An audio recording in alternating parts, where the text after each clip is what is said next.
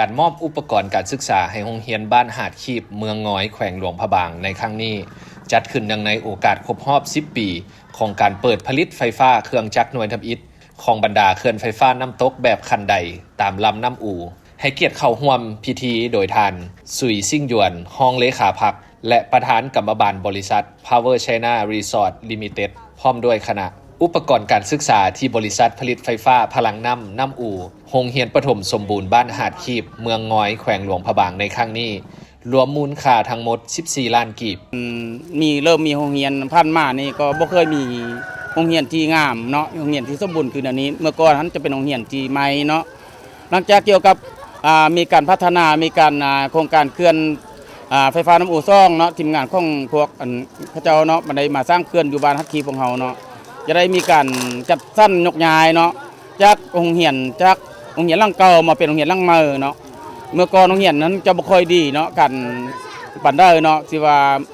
ดังนั้นจะได้ย้ายมาอยู่บ้านจัดสั้นเนาะจัดสั้นเพื่อย้อนโครงการจีนเพิ่นได้ให้ความสะดวกอำนวยความสะดวกเข้าใจโรงเรียนพวกข้าพเจ้าได้มีโรงเรียนหลังใหม่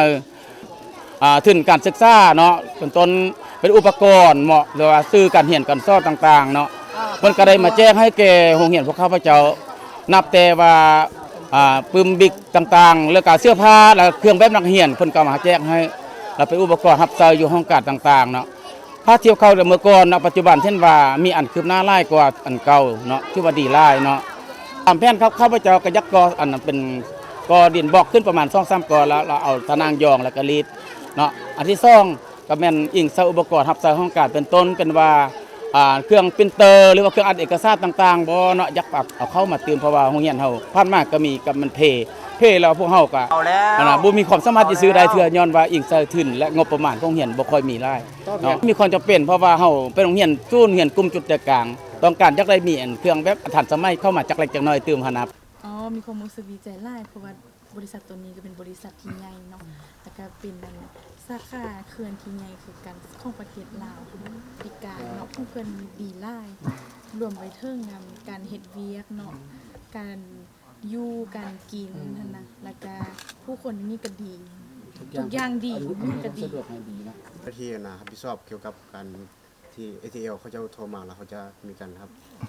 ผลิตไฟเปิดจักรเนาะเปิดจักรผลิตไฟเขาจะต้องการจะไฟแท้ๆเราผลิตให้เขา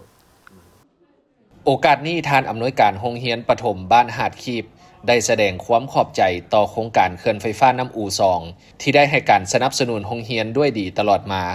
และหวังว่าในอนาคตจะได้รับการช่วยเหลือเติมอีก